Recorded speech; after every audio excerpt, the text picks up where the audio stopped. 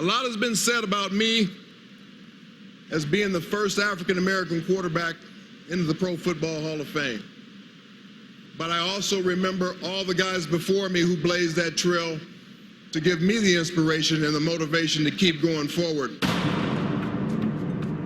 Guys like Willie Thrower, who in 1953 became the first African-American quarterback to throw a pass in the modern-day NFL, but after 8 attempts in that game was never given another chance.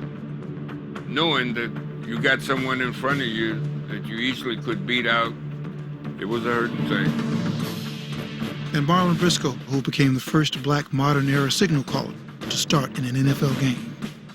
Going to practice every day and seeing the body language of some of the coaching staff, I knew that they weren't comfortable having me there. James Harris broke fresh ground when he began the season as Buffalo's field general. The booing, the hate mail, and all those things were a part of it, but just the challenges of every day, proving that you were smart enough, those were the struggles that you have to overcome. And Doug Williams, whose brilliance led the Redskins to victory in Super Bowl 22. Super Bowl MVP, Doug Williams of the Washington Redskins. You can't imagine some of my thoughts, and they all wasn't good. I would have loved to tell a bunch of folks where to go, but I couldn't do that.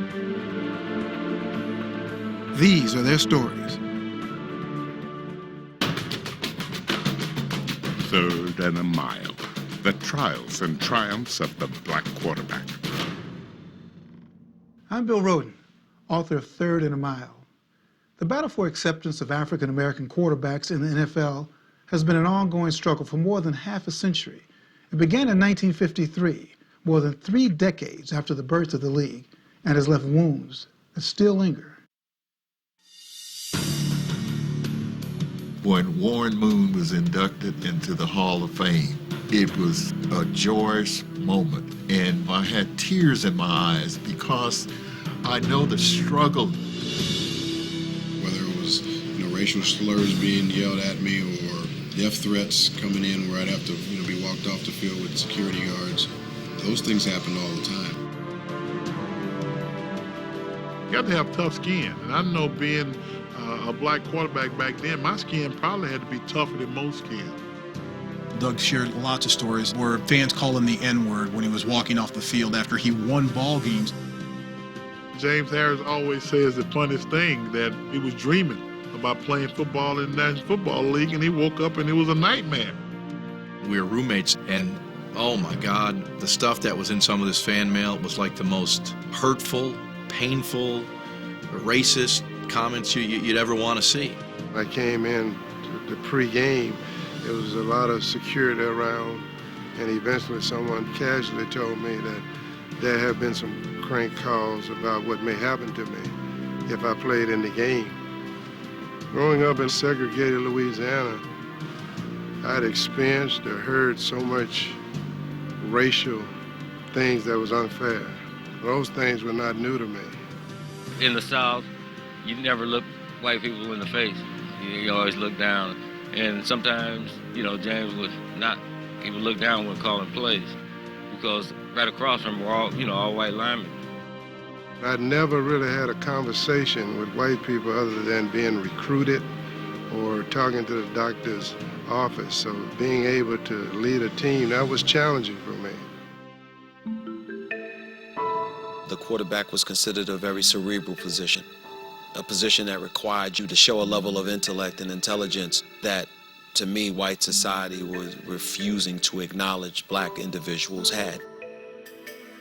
There was always this perception that somehow the color of your skin had something to do with the intelligence in your mind. I had to make sure that I was right on, and hopefully they'd be impressed that I wasn't dumb and that I could manage the huddle. There clearly was, I wouldn't say prejudice as much as a total lack of cultural understanding of each other, especially guys from the South. And that went both to the blacks and to the whites. So yeah, people had trouble communicating. The first game I played in, when I dropped back to pass, I was sacked. When I walked off the field and the coach came and met me, he said to me that the reason they missed their blocks was that They didn't understand your diction and missed the snap count. I had never heard of no word diction. Once I figured out what diction meant, and I had an idea what he's talking about, I had to make sure that I didn't get cut on the snap count. So I called every play on one.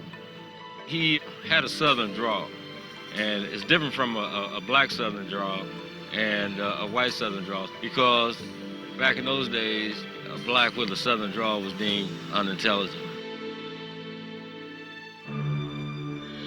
It's more than just the intellectual capabilities. It is the leadership, whether or not you can get 10 other guys to stand behind this black guy who's going to be telling them what to do and being in charge. The quarterback was the leader. And for a lot of people to have a black man in this position of leadership was inconsistent with the way in which they saw black people in society. A lot of them had never been around a black quarterback before. A black quarterback was, to some people, was like somebody coming in from Mars. This was long before we had African Americans in positions of leadership in government. It was long before we had African Americans in positions of leadership in business. There were certain, what was referred to as golden boy positions, and that was one of them, quarterback. And there was no black golden boy. I never will forget when Terry Bradshaw was doing television and the Cincinnati Bengals was playing and Boomer was the quarterback. The cameras went straight into Boomer's eyes, and Terry Bradshaw made a statement that I never will forget, and he said, just what America lacked, blonde hair and blue eyes. It was very hard for society in general and the NFL specifically to embrace the idea that a black man could be that type of idol. Owners thought that black players would not be as attractive to the general population. The people who had money were white, and they would not come out to see a black quarterback. Perhaps the full measure of white resistance to an African-American quarterback was taken in 1974 when Pittsburgh's backup, Joe Gilliam, replaced Terry Bradshaw. This city wasn't ready for Joe Gilliam as a quarterback. It wasn't going to be accepted. There was rumors of bomb threats and things of that nature. In his closet, there was a cardboard box, and that whole box was filled with threatening letters to my son. Joe Gilliam came into the locker room one day, and he was shaking his head. He had picked up a phone call, and the person on the phone told him, Joe, you went into the Fort Pitt Tunnel at 8:01. You came out at 8:03 and 30 seconds, and you walked into the stadium door at 8:15. So the crosshairs were on you. We could have taken you out any time, and we will when we decide to. A couple times he called, and he said, this is going to be a tough one, Dad. There are threats that I'm going to be shot on the sideline. So the whole team knew it. So none of the team would stand around him. I used to talk to Joe once a week, every Monday night almost during that time. We talked about things that only the two of us was going through. I met with Joe when they were practicing for the Super Bowl, and he was over there by himself, just throwing at a goalpost. I knew what he was going through, and so I just walked over and introduced myself. I just kind of told him to hang in there. It's hard to articulate how painful it is to know that you're capable of succeeding, and yet have that taken away. The pain of that ate away at these early quarterbacks, just as it ate away at African Americans and other segments of society. And that is why many of them went on to have difficult lives, because the pain of racism does not go away when you take off the uniform.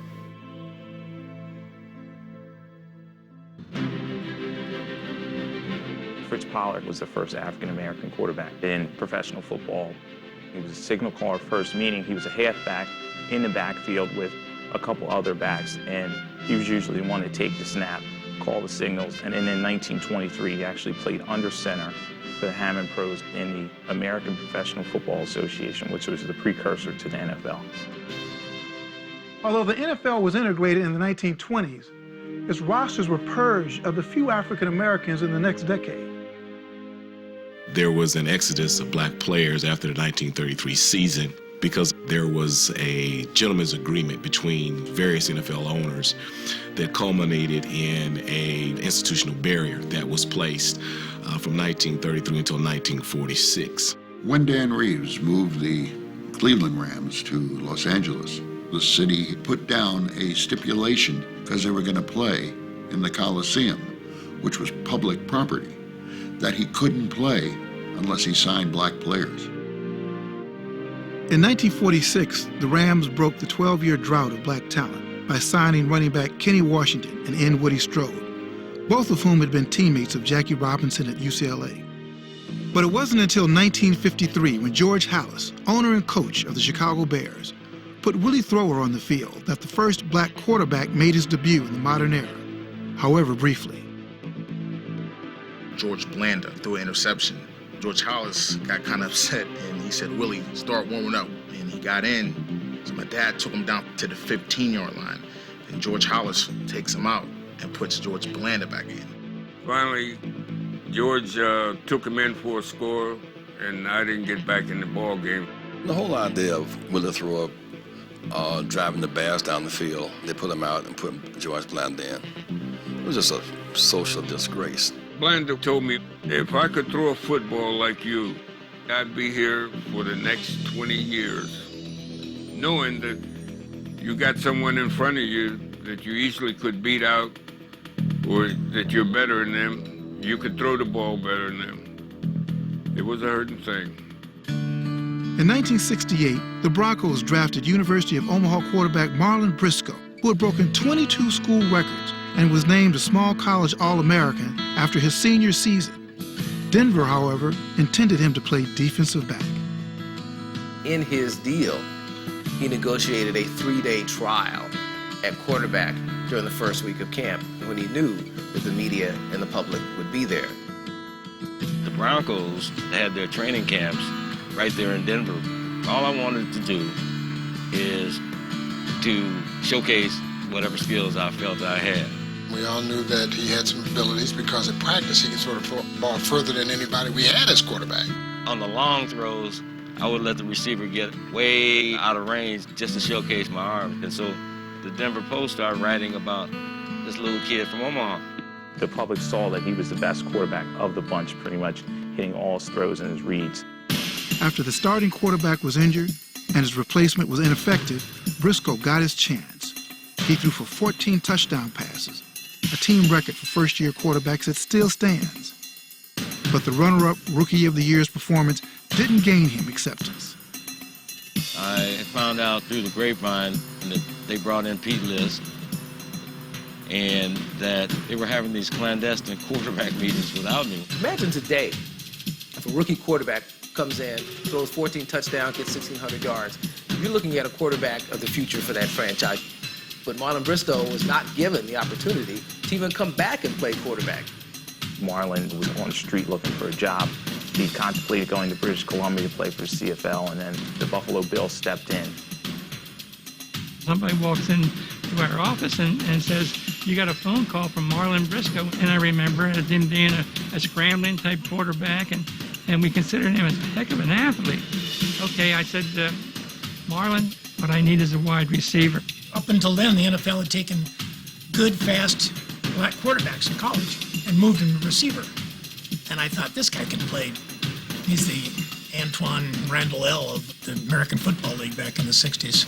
They already had Jack Kemp there, Tom Flores, and they also had James Harris, who was just a draftee that year. I had no other choice but to make the change and transition from quarterback to receiver if I was going to stay in the league. And so, I learned the position in a matter of a couple of weeks. He never called another signal in the NFL. For the 1970 season, Briscoe made the Pro Bowl as a wide receiver. After joining Miami in 1972, he won 2 Super Bowl rings. In 1974, Joe Gilliam posted a 4-1-1 record as a starter for the Steelers before he was benched by coach Chuck Noll in favor of Terry Bradshaw. The great disappointment was Joe Gilliam. Everyone thought he was going to be the black Joe Namath. He had the cannon arm, had kind of a swagger to him on the field, had kind of a style, and then it was over. Along with his great ability, Joe also had certain demons off the field, and eventually that kind of caught up with him. And Chuck decided to make a change. My third year, I got hurt in the game, and I was starting. I was hurt pretty bad, and heroin was brought to me by a guy I thought was a friend. He said, "You snort this wipe out, or it's going to make you sick, but it'll take away the pain." On 3rd down and 8, Gilliam back, good protection. Oh, and it's picked off. Anderson. I've never said this publicly before. Chuck Noll took Joey out of the lineup because he suspected that Joey was doing things he shouldn't do, that Joe wasn't clean. That's why he benched him. It had nothing to do with color or racism. Chuck Noll said to me, "Joey, you like to have fun." He said, "You're gonna fun your way right out of this league." And he was right. Several times he came to my house crying late at night. Joe has problems trying to adjust with not being a starter anymore. He couldn't understand. I mean, if we were losing, okay, fine. But that was not the case. So ultimately, as much as the bravado that we see on the outside, inside, there was a whole lot of insecurity. The disappointment was just almost too much for him to bear. Gilliam was cut by the Steelers after the 1975 season and never played again in the NFL as heroin claimed his body and soul. In 1999, 4 days short of his 50th birthday, Jefferson Street Joe Gilliam died on Christmas Day of an apparent heart attack. Joe wasn't strong enough to overcome racism. He just thought it should be fair. And the world isn't fair.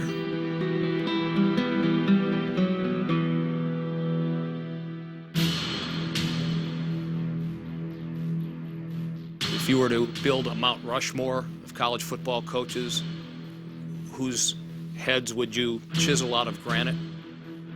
It would be incomplete if Eddie Robinson's sculpture wasn't up there.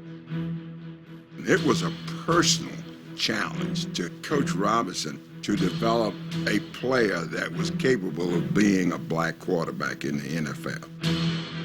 I think the guy who really built the fire was Howard Cosell.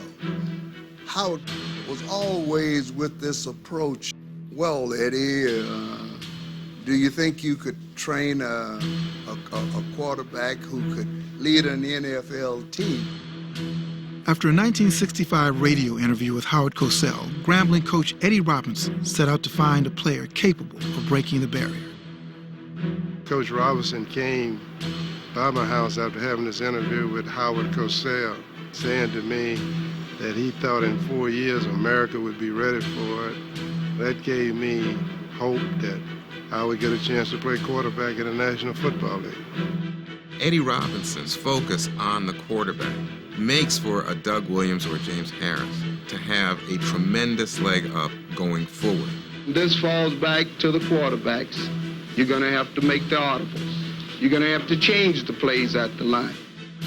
He would go around and study, talk to a lot of people about the NFL position, what you need to learn. So he spent 4 years really just working with me on the NFL position. Randall, all right, now get ready, you. He worked the dickens out of us on the football field, and I was fortunate enough to have an opportunity to play for him and let him drive me. Come on, hurry. Let's go. I question whether those guys would have been quarterbacks that played in the NFL had they not gone to Grambling and was coached by Eddie Robinson. Although James Harris was named Black College Player of 1968 by the Pittsburgh Courier, he wasn't drafted until the 8th round by the Bills. Everyone said that I would get drafted early, and teams called and asked me if I would switch position, tight end, defensive back. They would draft me early. And when I refused, and they kept their word and they didn't draft me, when I wasn't drafted the first day, I decided that I was not going to play quarterback in the NFL. We went to him to let him know if he made it, he could change the whole game as far as the black quarterback was concerned. At that moment, I realized that I should go and play for Coach at his efforts to help me get to this point. Harris played quarterback for Buffalo from 1969 to 1971, then went to Los Angeles in 1973. Despite taking the Rams to the 1974 NFC Championship game and being named MVP of the Pro Bowl, his success was singular. The problem was for a lot of the black quarterbacks, and it still is to an extent, that if they are excellent athletes, then it's like you can play anywhere in a football team.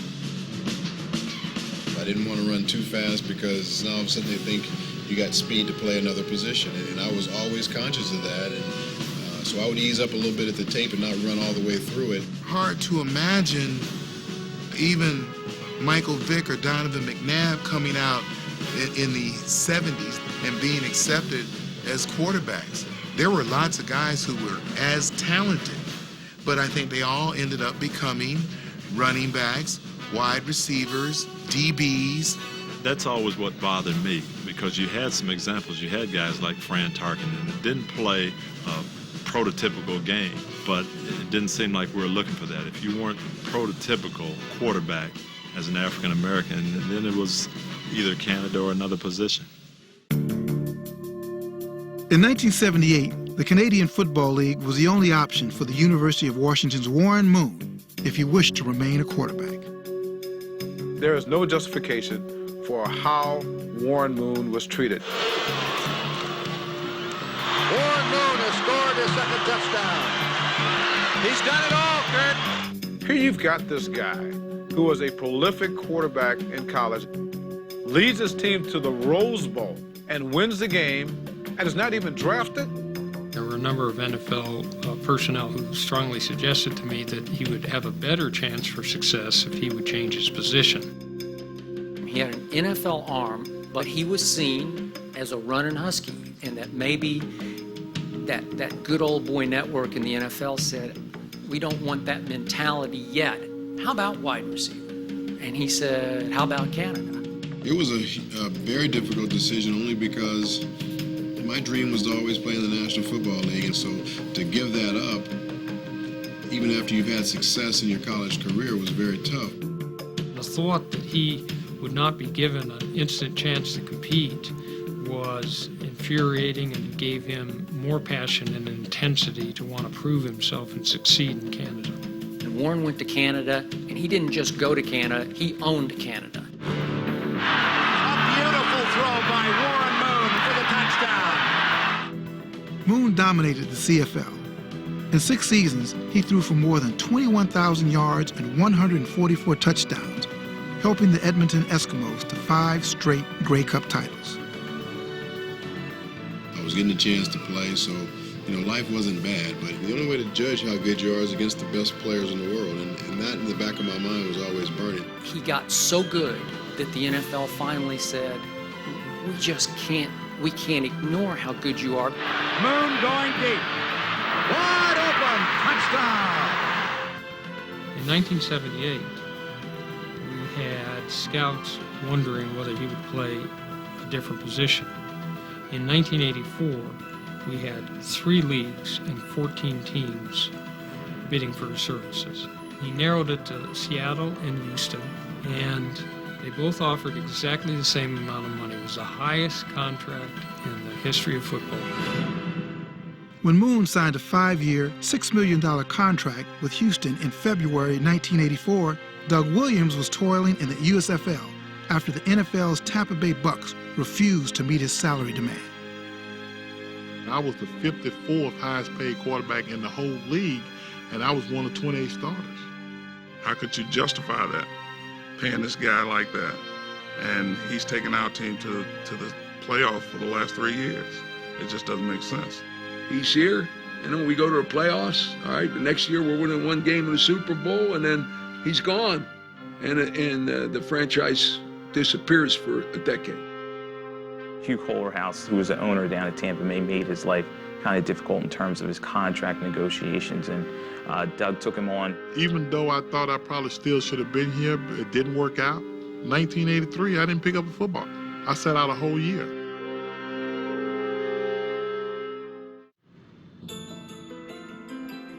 Doug Williams played 2 seasons in the USFL before the league shut down in 1986. At 31 and brimming with talent, he waited for the phone to ring. When the league folded, I had one phone call. Joe Gibbs. He said, could you come to Washington and be a backup? I say, Coach, I don't have a job. I can be any up. At that point, we had a young quarterback, Jay Schrader. And normally for me, when you've got a young quarterback, one of the best things to have is a veteran in the background. The relationship between Joe Gibbs and Williams dated back to 1978, when Gibbs was the offensive coordinator at Tampa Bay, and the quarterback was a rookie. Joe Gibbs was such a hero to him because Joe Gibbs fought racism down there in Tampa Bay and stood up for Doug as an African-American man. My first practice, I kind of screwed up on a play, and Bill Nelson, who was quarterback coach at that time, started screaming at me. And Joe Gibbs ran from one end of the field all the way down, and he say, don't you scream at him not one more time. And, you know, I look at him, I mean, that was out of character. Coaches don't do that, especially a black quarterback, and you got somebody sticking up for him in the public like that. Joe Gibbs took Doug under his wing just like he was his son. He invited him to his home for dinner. Every night in training camp, when everybody else was out of meeting and going to the hotel room, I went home with Joe Gibbs. My wife, Pat, thought the world of Doug, and she developed a relationship with him. He used to fool around with my kids and everything. They kind of looked up to him. In 1986, his first season under Gibbs at Washington, Williams rode the bench. Then, as the next campaign progressed, the coach began inserting his backup quarterback as the Redskins closed in on the NFC East title. Gibbs showed his complete confidence in him when they get to the playoffs and he benches Schrader in favor of Doug Williams. I just felt like when you kind of work through the scenario that we were involved in, it was kind of a natural thing for Doug to get his opportunity. Back is Williams, looking right, fires it into the end zone, touchdown, Washington Redskins. After 2 playoff victories, the Redskins were 3-point underdogs to Denver and John Elway in Super Bowl 22. Williams was put under a level of media scrutiny that approached the bizarre. He just couldn't believe the magnitude and the type of questions that they were asking. I would turn around and look at some of the people asking Doug Williams questions. I was offended as a person of color. And I remember one time, Doug Williams sort of putting his hand on my shoulder as if to say, hey, chill out. It's like, what do you ask the first black quarterback in the history of the Super Bowl? And there were a lot of people who had trouble with that. And so things are going to come off wrong sometimes, including that infamous question. I can remember the guy asking me how long I had been a black quarterback. Now, do I understand where he was coming from? Yeah, I did. And, I kind of felt for the guy because at that time, it didn't sound good. Everybody looked at each other and started to scratch it. They didn't ask that question, did they? And Doug just like a duck in water, just kept treading along. Didn't bother him at all. He had been taught by Eddie Robinson. He knew exactly how to handle it. The clamor to make Doug Williams think about his role as the first black quarterback put a layer on a layer on a layer of pressure on him. And it had to be a very tough week for him, and he stood up to it pretty well. And Elway going for the bomb right at the outset. Throws caught by Natil. Touchdown! Redskins were down in that game, 10-0. And believe me, I know what's going on in black households all across America. Oh my God, don't let Doug Williams get blown out. Slipping down is Williams, and he's hurt. When I went down, I'm telling the trainers, don't touch me. And I felt like if the good Lord allowed me an opportunity to stand up and walk off, I was going to finish the football game. So Doug Williams back at the helm at the 20-yard line. And Williams going deep. Sanders beats Haynes. Sanders out in front. 80 yards, touchdown. All of a sudden, this guy just starts throwing touchdown after touchdown after touchdown. Williams to pass, lobs it up. He's got Clark at the goal line. He's got it. Touchdown, Washington Redskins. Not only the fact that the Washington Redskins are steamrolling the great Denver Broncos, but they're doing it with a black quarterback. Williams exploded in the second quarter, connecting on 9 of 11 passes for 228 yards and 4 touchdowns. And he lost it for Didier. And again, Doug Williams, he is having a dream day for a quarterback. The point really came in the fourth quarter. That's when it kind of hit me that, this is part of history. We're out here with the first black quarterback that's ever won a Super Bowl. With Williams in the driver's seat, the Redskins rolled to victory by scoring 42 unanswered points. Super Bowl MVP, Doug Williams of the Washington Redskins. I hope he puts to bed once and for all about the black athlete in professional football. When I walked off that field with my helmet in the air, you can't imagine some of my thoughts. And they all went good.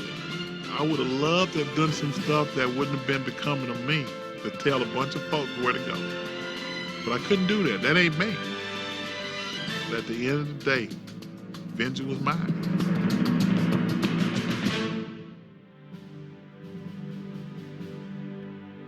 I was so proud of him. It really brought tears to my eyes at the end of the game to see him be named the most valuable player. I don't know of anything in football in the 56 years more gratifying than that time.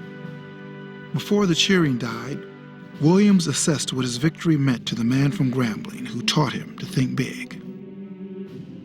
Now, you're talking about a coach who's been around football all his life. And for him to break down, and he was emotional about it, to tell you that this was the proudest moment,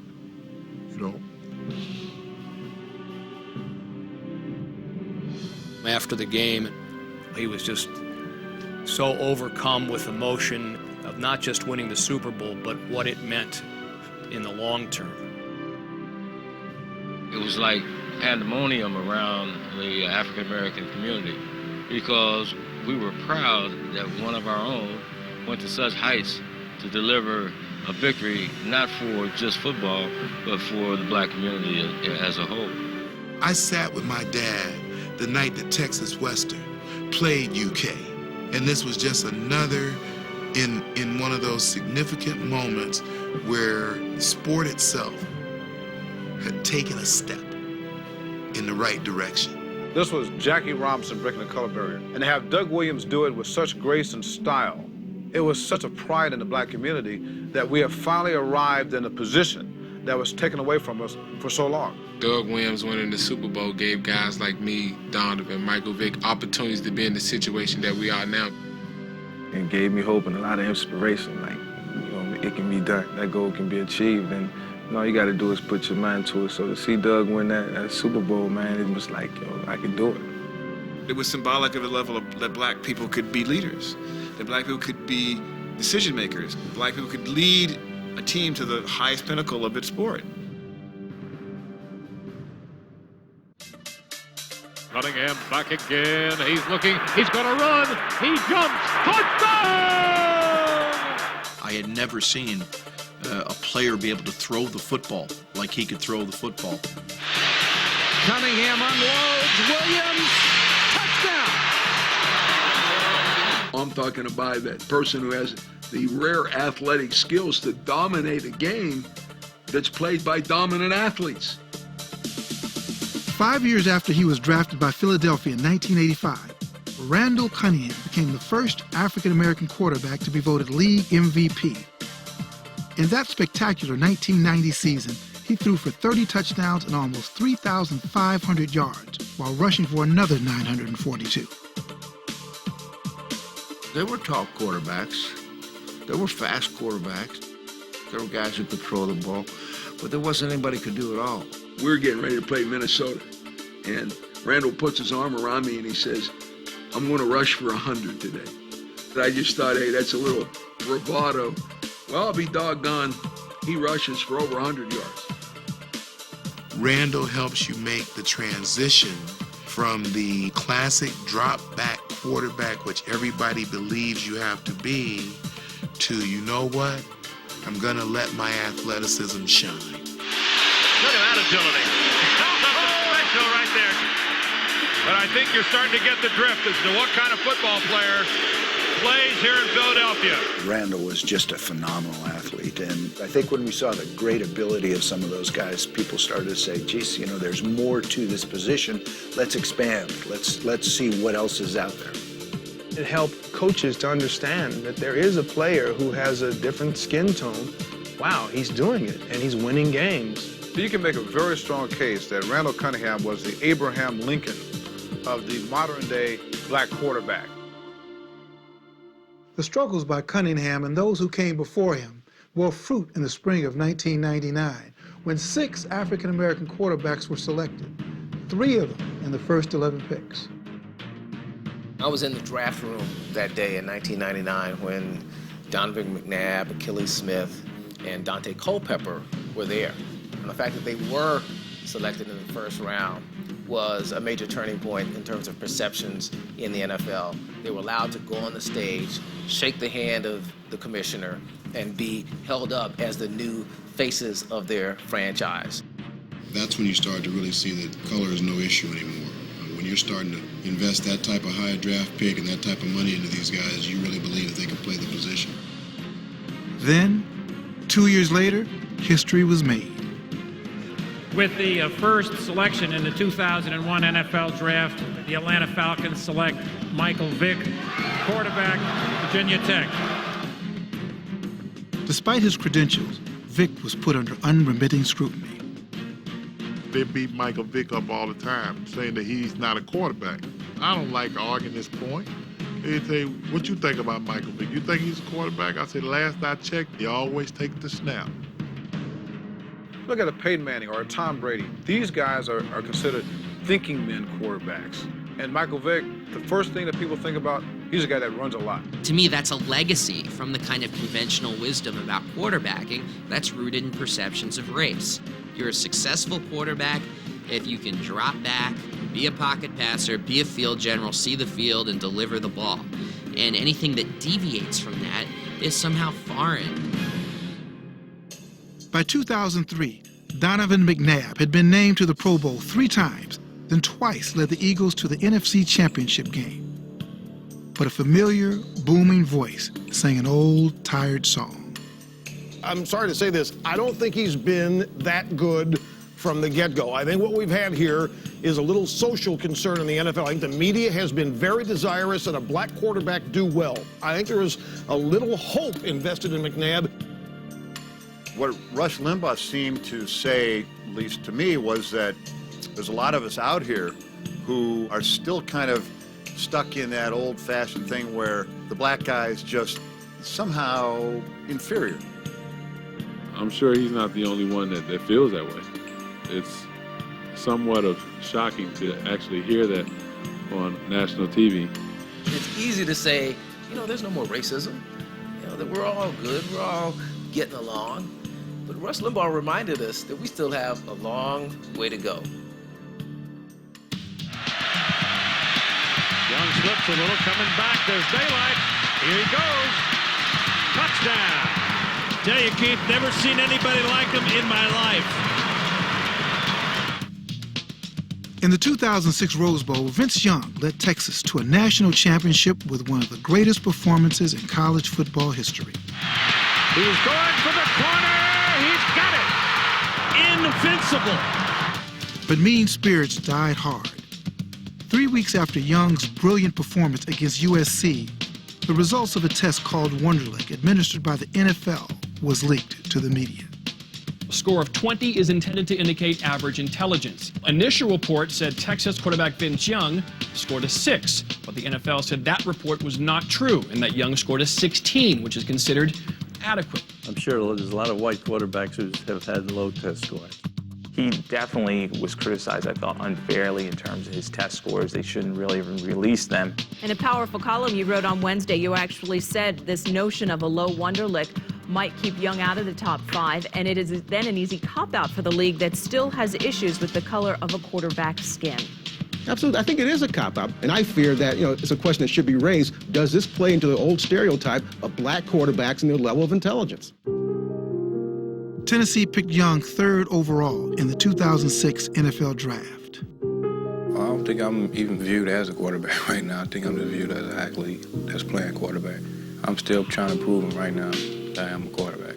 The tendency is to always find something wrong. You can't be satisfied with 6'5", 235 pounds, run like a gazelle, throw like a cannon, great kid. There's got to be something wrong with this guy. Let's find it. And I think Vince Young fell into that. They said, well, he doesn't throw properly and he runs too much. And hey, he throws well enough. Young takes the snap. Looks in the pocket, throws in the end zone. Touchdown! Tight! What a throw! We just want to keep showing the world that we can make the transaction, we can win ball games, and we can function and approach our offense. I wish I could say that we simply look at them as quarterbacks and not as black quarterbacks. But I think you'd still find a lot of white Americans who think that African Americans do not have the qualities necessary to be a quarterback. I just think it'll be a long time before it's never really talked about.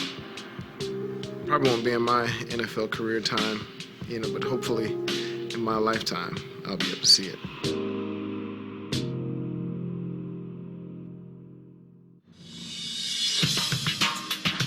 Williams deep for Sanders again, makes the catch at the 10, touchdown!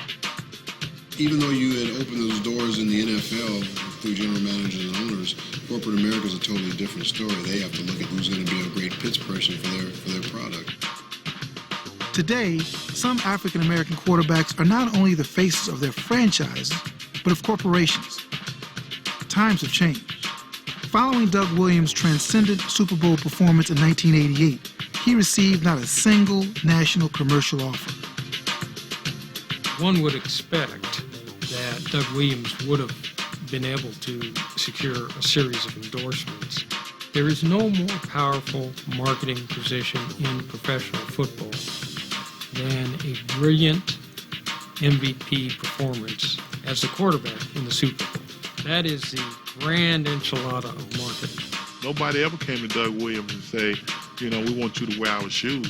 I did my own shoes. I cut some emblems off some shoes and took a mark and put a W on it. It was a Williams shoe. Now you see guys like Donovan McNabb on the Campbell Soup commercials and African-American quarterbacks all over the place. That thinking has totally changed. Another historic moment for African-American quarterbacks occurred in January of 2005 when Michael Vick and Donovan McNabb led their teams into the NFC Championship game. It's a special weekend for myself, a special weekend for Vic, because, this is an opportunity for, obviously, an African-American quarterback to represent in the Super Bowl. This was something that had never been done before. Two Afro-American quarterbacks playing in the NFC Championship game. So it was special. They talked about it with an appreciation of history, and they talked about it as a living history, basically saying that, look, our struggle is ongoing. It's not just about being a quarterback, it's about trying to have full citizenship in this country. And until that happens, we do need to actually raise the issue of what it means to be an African-American quarterback in the United States. The question is, when does it go from being extraordinary and singular to being, well, it's widely accepted? And I think we're just approaching that point where nobody notices so much that the quarterback is black. By the end of 2006, there were 19 black quarterbacks in the NFL, and 7 franchises had an African American as their #1 man during the season. I think it really has become mainstream. You're seeing all different types of guys come into the league now. You're seeing pocket passers, drop back passers. You're seeing the Vince Young type of guys all across the board. Ownership is realizing that black-white makes no difference. Now people are being judged much more closely on what Martin Luther King wanted people to be judged on, the content of their character, not the color of their skin. I think for my generation, you don't even give it a second thought. You look at just the character of the man and what skills he brings. I see all the young guys coming out, and I see just as many black quarterbacks being drafted now as I do white quarterbacks. So I think it's no more hurdles. Perhaps. But the better part of wisdom is to keep history alive, if only as a reminder. There were times when you felt like you wanted to quit, but you also know guys before you knew if they played well that they were going to help the next generation. I was given that same torch. I knew I was going to be opening some doors for another generation of guys to play the position. You understand them stories, then you just feed off them stories. Because nowadays, we're having the opportunity to go out there and play the quarterback position. I think Steve, I think Warren Moon, Randall, Cunningham, a lot of guys paved the way for not just me. I mean, a lot of black quarterbacks is coming up. So we just want to keep it going. I feel like if I can go out and set the stage and do all the right things at my position, then it'll be other younger guys who want to do the same thing and want to, fill my shoes. I think for the first time that all kids growing up dreaming of playing quarterback have a realistic opportunity to play now in the National Football League.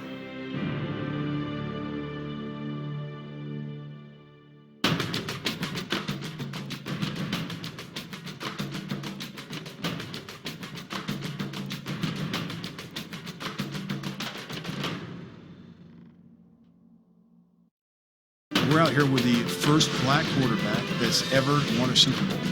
We were proud that one of our own went to such heights to deliver a victory